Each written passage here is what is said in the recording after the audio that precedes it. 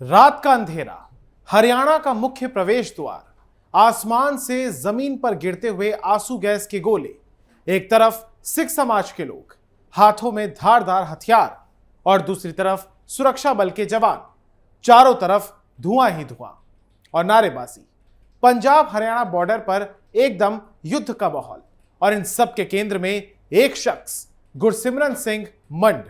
तो कौन है यह शख्स? आखिर क्यों सुलग उठा अंबाला और कट्टरपंथी और अलगाववादी ताकतों की इतनी हिमाकत कैसे हो गई कि एक पूरे शहर की कानून व्यवस्था को ही हाईजैक कर लिया जाए? सब पर बातचीत करेंगे आज की इस वीडियो में। नमस्कार, मैं हूं स्वप्निल वर्मा और आप सभी देख रहे हैं कैपिटल टीवी। तारीख 13 अगस्त 2026, जगह हरियाणा का अंबाला शहर, जो कि बहुत ही बड़ा और मशहूर शहर है। यहां पर सिख समाज और सिख संगत के सैकड़ों लोगों ने कानून व्यवस्था को अपने हाथ में लेने की कोशिश कर डाली, जिसका नतीजा यह हुआ कि पुलिस ने लाठीचार्ज कर इन्हें खदेड़ दिया। लेकिन इस पूरी घटना ने आसपास के लोगों में दहशत का माहौल पैदा कर दिया। अभी हालात सामान्य हो रहे हैं, लेकिन इलाके में तनाव कायम है। दरअसल ये विवाद कुछ दिन पुराना है, लेकिन गुरुवार को हुए बवाल ने पूरे विवाद को और ज्यादा गर्मा दिया है। इस तनाव की शुरुआत गुरसिमरन सिंह मंड से हुई।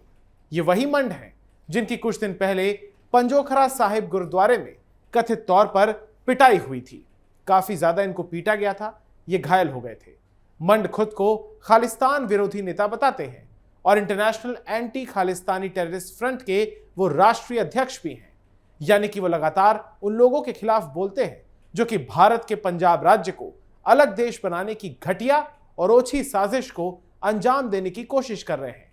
उनकी खटिया खड़ी करके रखते हैं ये मंड।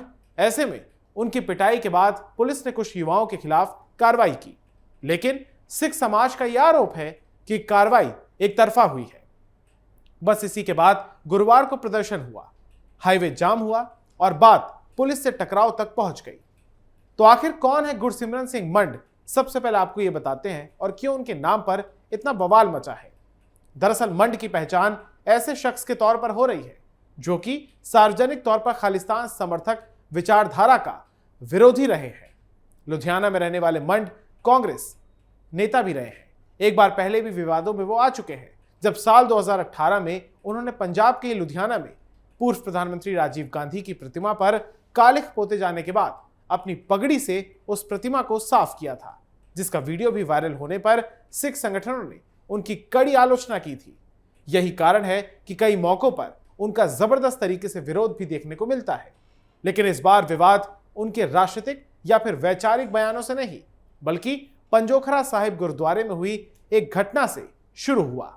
दरअसल बीती 7 अगस्त को, यानी कि बीते हफ्ते ही, गुरसिमरन सिंह मंड पंजोखरा साहिब गुरुद्वारे पहुंचे थे, जहां पर मंड का आरोप है कि गुरुद्वारे के ही मुख्य द्वार पर, यानी कि प्रवेश द्वार के पास, कुछ निहंगों ने उन्हें रोक लिया, जिसका विरोध करने पर पहले कहासुनी हुई और फिर उनके साथ डंडों और तेज धार वाले हथियारों से उन पर हमला किया गया। मंड के मुताबिक जब वो वहां से निकलने की कोशिश करने लगे तो फिर बाहर मौजूद भीड़ ने उनकी कार को घेर लिया। आरोप है कि उनके साथ मारपीट की गई और उनकी गाड़ी में भी तोड़फोड़ की गई। मंड ने यह भी गंभीर आरोप लगाया कि उन्हें जबरन देश विरोधी नारे लगाने और कान पकड़कर माफी मांगने के लिए मजबूर किया गया। इस घटना में मंड के साथ उनके बेटे भवजोत सिंह भी घायल हो गए। इसके अलावा हरियाणा पुलिस और सीआईडी के कुछ जवान भी घायल हुए। पुलिस ने मामले की जांच शुरू की और कुछ लोगों के खिलाफ कार्रवाई की।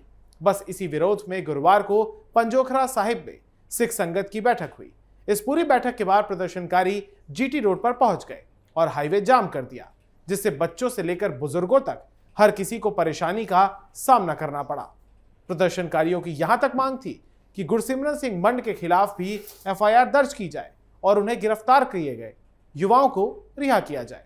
इस दौरान बात बिगड़ने पर प्रदर्शन के दौरान पुलिस और प्रदर्शनकारियों के बीच कई बार हिंसक झड़पें हुई। पुलिस की तरफ से लगाए गए बैरिकेड तक तोड़ दिए गए। पुलिस ने आंसू गैस के गोले दागे और आखिरकार मामला हिंसक टकराव तक पहुंचा। पुलिस के मुताबिक हाईवे खाली कराने पहुंची टीम पर भी भीड़ में मौजूद कुछ लोगों ने धारदार हथियारों से हमला किया। इस हमले में एक डीएसपी समेत कई पुलिसकर्मियों के घायल होने की बात सामने आई है। पुलिस अब सीसीटीवी फुटेज और दूसरे साक्ष्यों के आधार पर आरोपियों की पहचान में जुटी है। वहीं सिख समाज अपनी मांगों पर लगातार तरीके से कायम है। पुलिस ने भी आश्वासन दिया है कि जांच प्रक्रिया तो पूरी होने दीजिए, लेकिन सिख संगत मानने को राजी नहीं हुआ। इस पूरी घटना के बाद अंबाला के एसपी अजीत सिंह शेखावत ने बताया कि हाईवे को खाली कराने के लिए कुछ हद तक फोर्स का इस्तेमाल करना पड़ा। एक डीएसपी पर फरसे से हमला किया गया, इसमें उनका हाथ तक कट गया और अंगूठा भी कटने की कगार पर है। इसलिए हाईवे खाली कराने के लिए फोर्स का इस्तेमाल करना पड़ा। उन्हें यानी कि पुलिस ने कई दौर की बातचीत की और कोई समाधान नहीं निकला, लेकिन जानबूझकर विरोध प्रदर्शन को लंबा खींचने की कोशिश की गई सिख संगत की तरफ से। एसपी ने बताया कि कई बार उनसे नाकेबंदी हटाने का आग्रह किया गया। हालांकि भीड़ में कुछ उपद्रवी भाले, फरसे, तलवारें और कुल्हाड़ियां लेकर आए थे, जो कि मानने को राजी नहीं थे। अंधेरा होते ही उन्होंने पुलिसकर्मियों पर लगातार हमला करना शुरू कर दिया और जाम को हटने से रोकने के लिए कुछ ट्रकों की चाबियां तक छीन ली।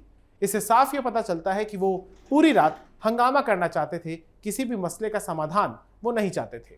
एसपी ने यह भी बताया कि कई बार उनसे आग्रह किया गया कि किसी भी संभावित दुर्घटना को रोकने के लिए टैंकर को जाने दे, लेकिन उपद्रवियों ने जानबूझकर ड्राइवर से चाबियां छीनी और उसे लेकर भाग गए और ड्राइवर को डरा धमकाकर वहां से भगा दिया गया। वहीं डीजीपी अजय सिंघल ने कहा कि गुरुवार की सुबह करीब 1500 से लेकर 1600 सिख पंजोखरा गुरुद्वारे में जमा हुए थे।